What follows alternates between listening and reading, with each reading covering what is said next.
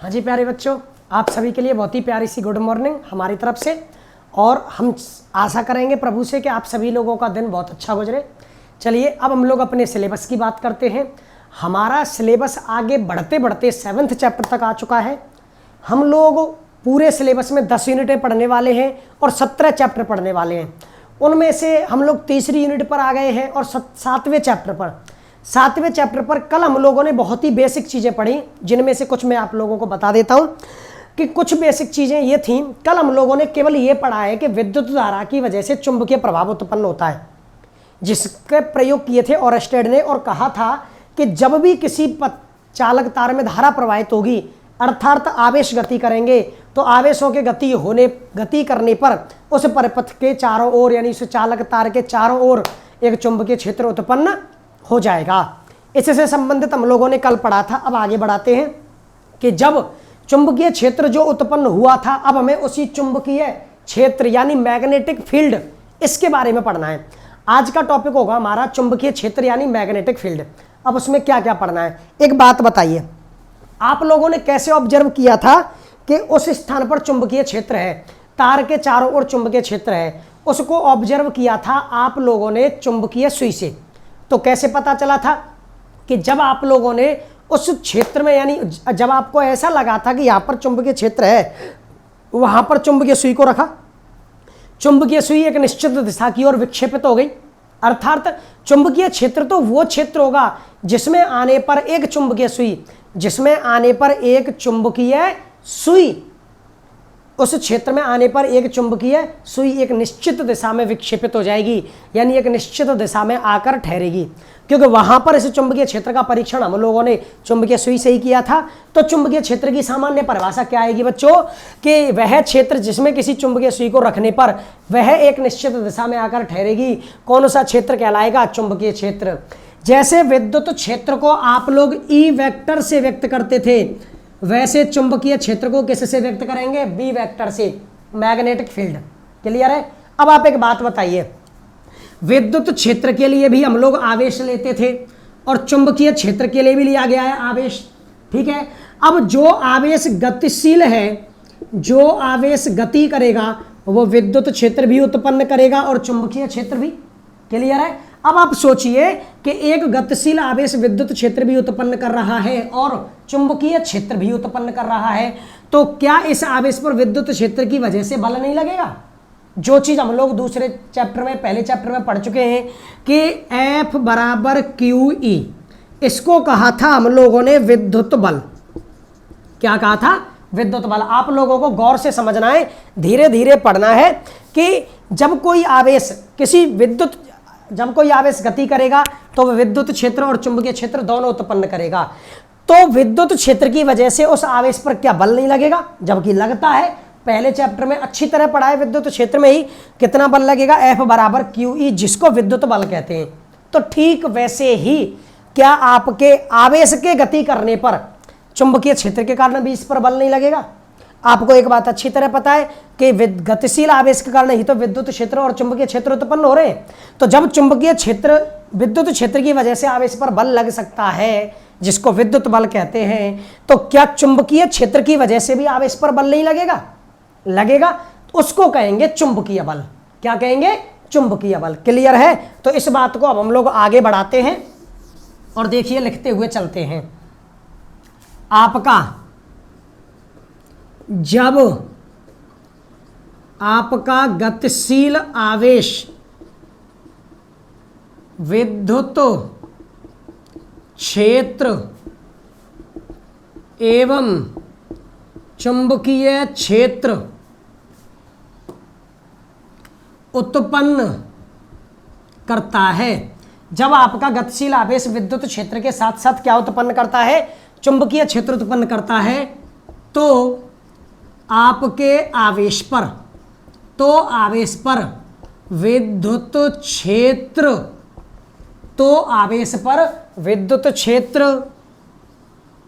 के कारण, बोलो बच्चों क्या लगेगा, विद्युत बल लगेगा।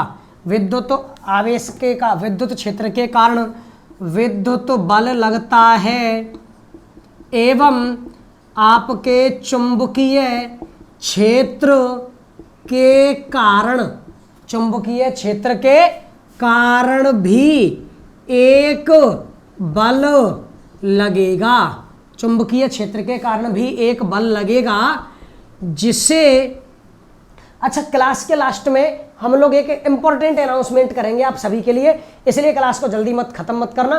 क्लास के लास्ट में आपके लिए बहुत इंपॉर्टेंट अनाउंसमेंट है, वो आपके बहुत ही काम का है, नोट्सों से संबंधित, ठीक है बच्चों। तो उसके लिए आप लोग पेशेंस रखिए लास्ट तक।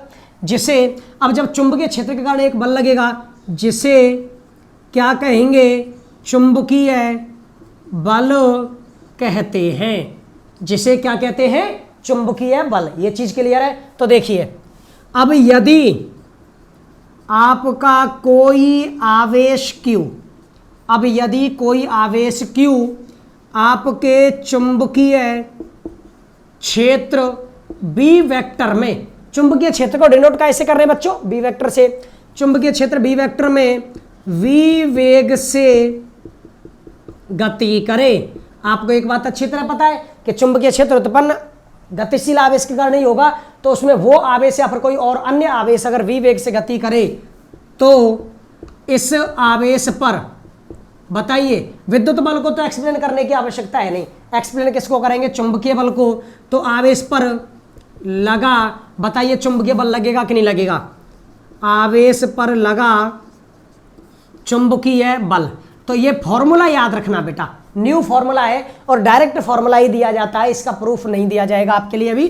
तो F बराबर फॉर्मूला है Q V vector cross B vector, क्योंकि आपका वेग सदिश राशि और चुंबकीय क्षेत्र भी सदिश राशि, आवेश सदिश राशि। या देखिए बेटा F वेक्टर बराबर QVB, फॉर्मूला क्या है चुंबकीय बल का, यदि कोई आवेश Q चुंबकीय क्षेत्र B में V वेग से गति करेगा तो आवेश पर लगा हुआ चुंबकीय बल F वेक्टर बराबर Q V vector cross B vector होगा। चुंबकीय बल के दो फॉर्मूले पढ़ोगे पूरे चैप्टर में आप लोग, पहला ये, दूसरा और पढ़ाएंगे, उसके लिए पेशेंस रखिए। तो F बराबर Q V vector cross B vector, V और B में सदिश गुणा हो रहा है, सदिश गुणा हटाएंगे तो आएगा साइन थीटा, और जब इधर सदिश है, इधर सारा का सारा अदिश रूप हो गया, तो आप सदिश व्यक्त करने के लिए एक अंक सदिश n कैप, जहां n कैप आपका एकांक सदिश है, n कैप क्या है, एकांक सदिश है, जो अब देखिए इस सदिश के रूप के लिए तो ये लगाया गया है, तो जो किसकी दिशा में होगा, F वेक्टर की दिशा में है, जो किसकी दिशा में है, F वेक्टर की दिशा में है। वाह, ये जो थीटा है, ये जो कोण थीटा है वो किस किस के बीच में है, आप बताइए कौन कौन के बीच में से कोई चिन्ह हटा, जब ये थीटा आया यानी साइन थीटा आया, आपके V और B के बीच में से सदिश गुणा का चिन्ह हटा तब साइन थीटा आया, तो ये जो थीटा होगा वो वेग और चुंबकीय क्षेत्र में, जहां थीटा V व B के मध्य कोण है, इसका मतलब आपका आवेश चुंबकीय क्षेत्र में जितने कोण पर प्रवेश करके गति करेगा वह कोण उसके वेग और उसके चुंबकीय क्षेत्र के मध्य में होगा। Is that clear. तो अब आगे बढ़ते हैं परिमाण रूप में। अब इस फॉर्मूले को परिमाण रूप में लिखेंगे तो इधर लिख देंगे मोड, इधर क्या लिख देंगे मोड, और इधर से n क्या पट जाएगा क्योंकि परिमाण रूप में लेना है, तो QVB साइन थीटा। तो क्या मैं इसको केवल F लिख सकता हूं, केवल F। अब देखिए आगे बढ़ते हैं, यदि आवेश चुंबकीय क्षेत्र में लंबवत प्रवेश करे, आपका आवेश चुंबकीय क्षेत्र में कैसा प्रवेश करे, लंबवत प्रवेश करे, तो आपको पता है थीटा जो था उस आवेश के वेग और चुंबकीय क्षेत्र के मध्य में कोण था, यानी आवेश कितने कोण पर प्रवेश कर रहा है। अब जब वो लंबवत प्रवेश कर रहा है तो बोलो थीटा कितना हो गया, 90 डिग्री।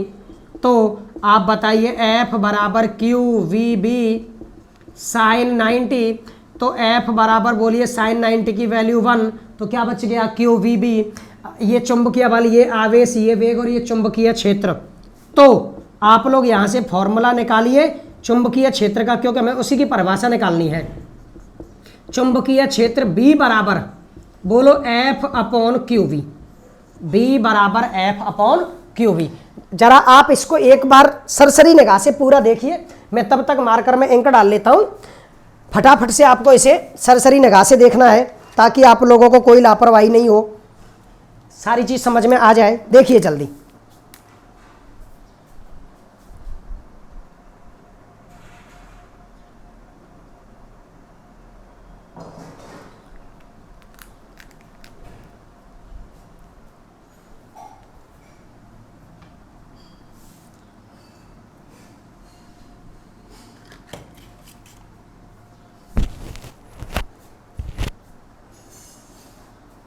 चलिए देख लिया। आगे बढ़े उससे पहले एक बार समझा देता हूं, या फिर ऐसा करता हूं पूरा करता हूं फिर एक बार समझाऊंगा। B बराबर F अपॉन क्यू बी। तो देखिए अब मुझे चुंबकीय क्षेत्र की परिभाषा निकालनी है। अब मैं इसमें यदि ले लेता हूं आपका आवेश है 1 कूलम व वेग 1 मीटर पर सेकंड हो, आपका आवेश हो 1 कूलम और वेग हो 1 मीटर पर सेकंड, तो आप ही बताइए B बराबर F अपॉन 1 इंटू 1, तो बोलिए B बराबर क्या आ गया F। B बराबर क्या आ गया F। अब इससे क्या परिभाषा निकलेगी, इससे परिभाषा ये निकलेगी किसी स्थान पर चुंबकीय क्षेत्र, किसी स्थान पर चुंबकीय क्षेत्र उसमें प्रवेश करने उसमें लंबवत प्रवेश करने वाले, किसी स्थान पर चुंबकीय क्षेत्र उसमें लंबवत प्रवेश करने वाले एकांक आवेश के एकांक वेग से गति करने पर, एकांक वेग से गति करने पर लगे चुंबकीय बल के बराबर होता है, लगे चुंबकीय बल के बराबर होता है। एक बार और रिपीट करता हूं, किसी स्थान पर चुंबकीय क्षेत्र, किसी स्थान पर चुंबकीय क्षेत्र उसमें लंबवत प्रवेश करने वाले, थीटा 90 है तो लंबवत प्रवेश करेगा, उसमें लंबवत प्रवेश करने वाले एकांक आवेश, एकांक आवेश के एकांक वेग से गति करने पर, एकांक वेग से गति करने पर लगे चुंबकीय बल के बराबर होता है। जब आपका आवेश लंबवत प्रवेश करेगा, एकांक आवेश होगा, वो एकांक वेग से ही गति करेगा, तो जब उस पर जो चुंबकीय बल लगेगा वो किसके बराबर होगा, चुंबकीय क्षेत्र के। तो अतः परिभाषा लिखते हैं, किसी स्थान पर चुंबकीय क्षेत्र, किसी स्थान पर चुंबकीय क्षेत्र उसमें लंबवत प्रवेश करने वाले एकांक आवेश, उसमें लंबवत प्रवेश करने वाले एकांक आवेश के इकाई वेग, एकांक कह दो या इकाई कह दो, इकाई वेग से गति करने पर, इकाई वेग से गति करने पर लगे चुंबकीय बल के बराबर होता है, लगे चुंबकीय बल के बराबर होता है। यह किसकी परिभाषा निकली है बच्चों, चुंबकीय क्षेत्र की। अब आगे केवल इसमें मात्रक, विमा और इनके मान बताने हैं, बस और कुछ नहीं बचा। आप इसको अब एक बार आराम से समझिए। आपको अच्छी तरह बताया गया था कल की क्लास में कि जब भी आप किसी चालक तार में धारा प्रवाहित करोगे तो उस चालक तार के चारों ओर विद्युत क्षेत्र के साथ साथ चुंबकीय क्षेत्र उत्पन्न होगा, जिसका परीक्षण चुंबकीय सुई करती है। यानी चुंबकीय सुई अगर किसी अपनी साम्यावस्था से किसी निश्चित दिशा में आकर ठहरी तो इसका मतलब वहां पर चुंबकीय क्षेत्र है, अन्यथा नहीं है। तो वही परिभाषा हो गई कि वह क्षेत्र जिसमें किसी चुंबकीय सुई को रखने पर वह निश्चित दिशा में आकर ठहरती है, चुंबकीय क्षेत्र कहलाता है। इसको व्यक्त करेंगे बी वेक्टर से, इंग्लिश ट्रांसलेशन होता है मैग्नेटिक फील्ड। क्लियर है। अब आप एक बात सोचिए, जब एक गतिशील आवेश विद्युत क्षेत्र के साथ साथ चुंबकीय क्षेत्र भी उत्पन्न करता है तो उस आवेश पर विद्युत क्षेत्र के कारण एक विद्युत बल लगेगा, F बराबर QE। तो क्या इसी तरह चुंबकीय क्षेत्र के कारण भी उस पर एक बल नहीं लगना चाहिए, लगना चाहिए, जिसका नाम क्या होगा, चुंबकीय बल। क्या नाम होगा, चुंबकीय बल। वहीं पर हमारी बात आगे बढ़ती है कि जब गतिशील आवेश विद्युत क्षेत्र व चुंबकीय क्षेत्र उत्पन्न करता है तो आवेश पर विद्युत क्षेत्र के कारण विद्युत बल लगता है, F बराबर QE, एवं चुंबकीय क्षेत्र के कारण भी एक बल लगेगा जिसे क्या कहते हैं, चुंबकीय बल।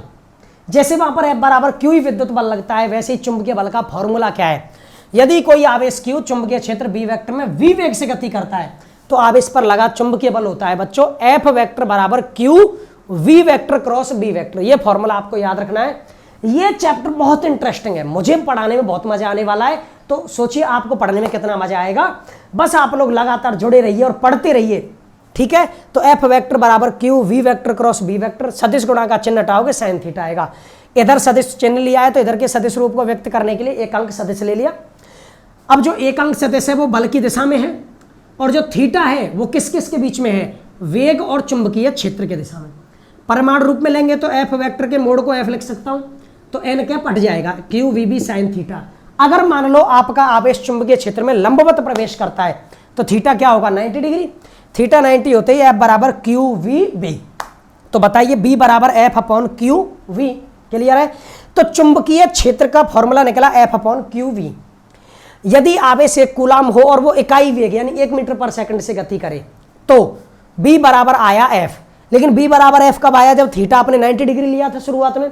इसका मतलब ये हुआ किसी स्थान पर चुंबकीय क्षेत्र, उसमें लंबवत प्रवेश करने वाले एकांक आवेश, लंबवत प्रवेश करने वाले एकांक आवेश के इकाई वेग से गति करने पर लगे चुंबकीय बल के बराबर होता है। यहां पर आपके चुंबकीय क्षेत्र की परिभाषा क्लियर हो जाती है। आप लोगों को ये चीज आराम से समझ में आ चुकी है। इसको यहां से और यहां तक फटाफट नोट करना है, फिर हम अपनी क्लास को फटाफट से पूरा करते हैं। चलिए वीडियो पॉज करके आप लिख सकते हो, मैं आगे का मैटर मिटा रहा हूं ताकि मैं आगे बढ़ सकूं। देखिए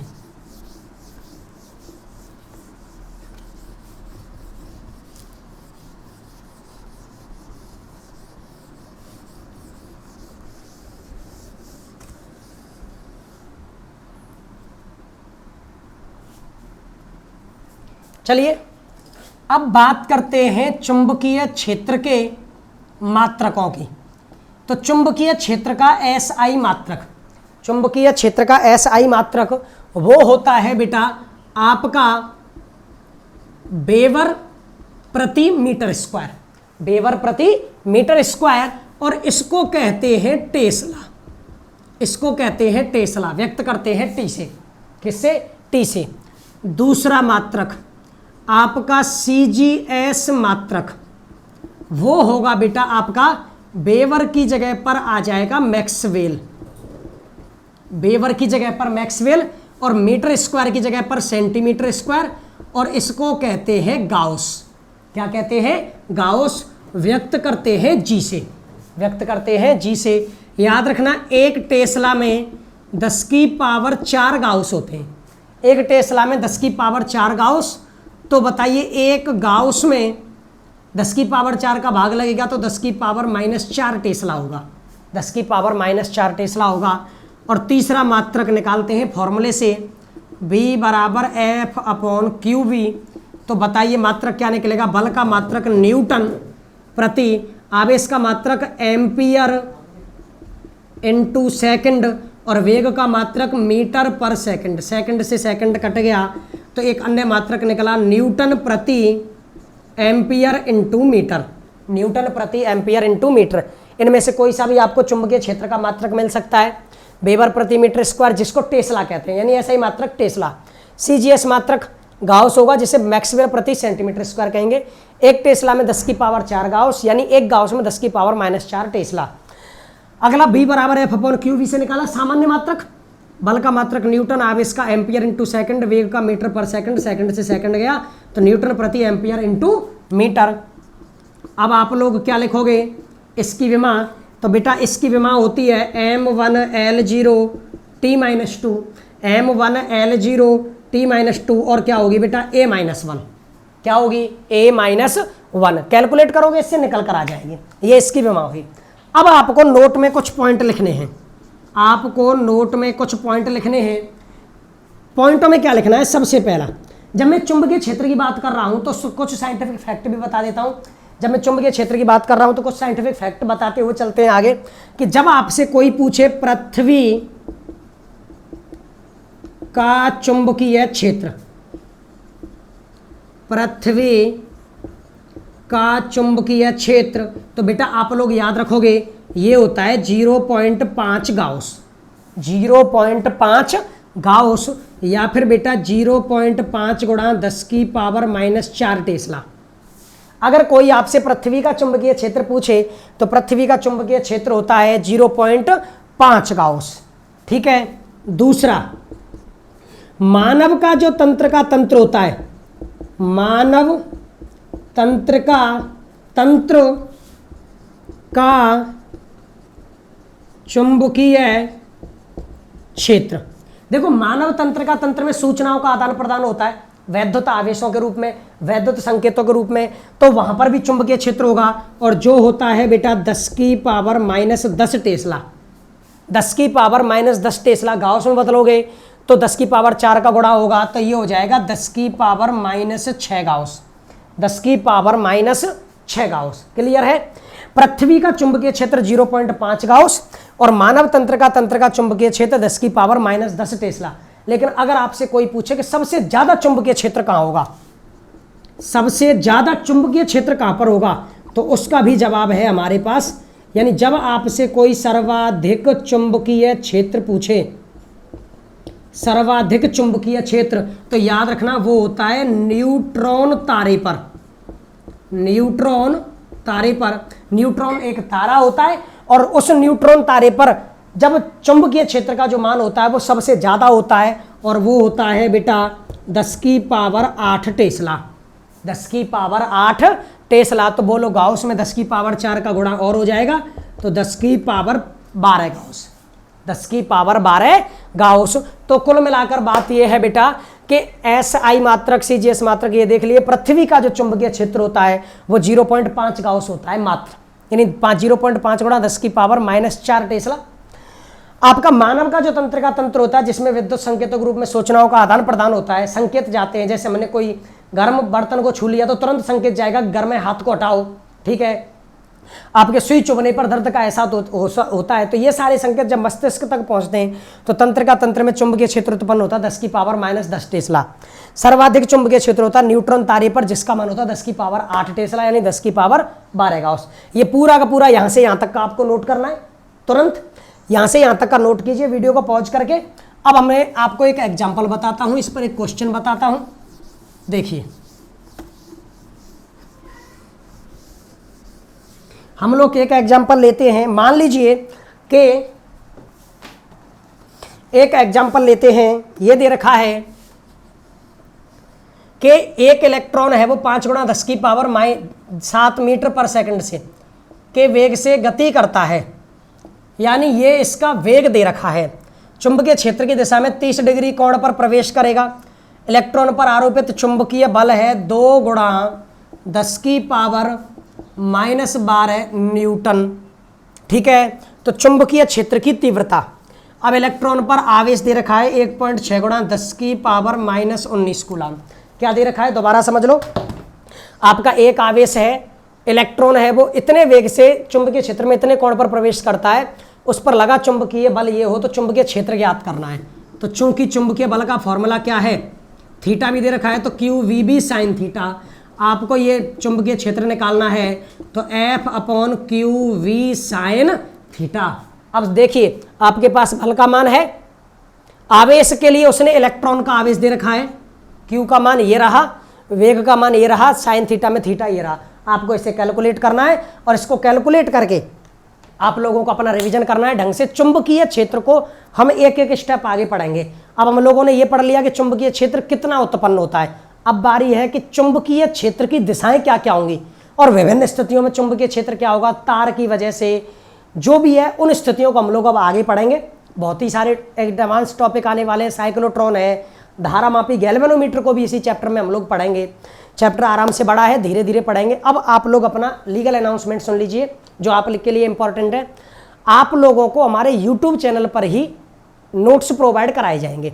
जितने चैप्टर करा दिए गए हैं उतने चैप्टर के नोट्स प्रोवाइड करा दिए जाएंगे और आगे वाले चैप्टर्स के लिए आपको उस चैप्टर की सबसे पहली वीडियो जो भी चैप्टर में डालूंगा, चाहे पहला हो दूसरा हो, जितने भी चैप्टर डाल दिए हैं और आगे जो चैप्टर डालूंगा, सभी चैप्टर्स की पहली वीडियो के डिस्क्रिप्शन में एक लिंक भेजूंगा मैं आपको। उस लिंक पर क्लिक करते ही आपको उस चैप्टर के नोट्स अवेलेबल हो जाएंगे। तो जितने चैप्टर मैंने डाल दिए हैं उन चैप्टर्स के डिस्क्रिप्शन पे आपको मैं हालांकि नोट्स अपलोड करूंगा 2 दिन के बाद, तो आपको 2 दिन का वेट करना है। 2 दिन के बाद नोट्स आपके अपलोड हो जाएंगे यूट्यूब चैनल पे। तो आप लोगों को प्रत्येक चैप्टर की पहली वीडियो पे डिस्क्रिप्शन पे क्लिक करना है। डिस्क्रिप्शन में आपको एक लिंक मिलेगी, उस लिंक को खोलते ही आप लोगों को उस चैप्टर के नोट्स आराम से आपके ड्राइव में आ जाएंगे, आपके फ़ोन में ऑटोमेटिक डाउनलोड हो जाएंगे। तो आप लोगों को ढंग से पढ़ना है, नोट्स भी हम आपको प्रोवाइड करा रहे हैं, बस आराम से तरीके से पढ़ते जाइए और हमारे चैनल को ज़्यादा से ज़्यादा शेयर कीजिए। ठीक है बच्चों, धन्यवाद।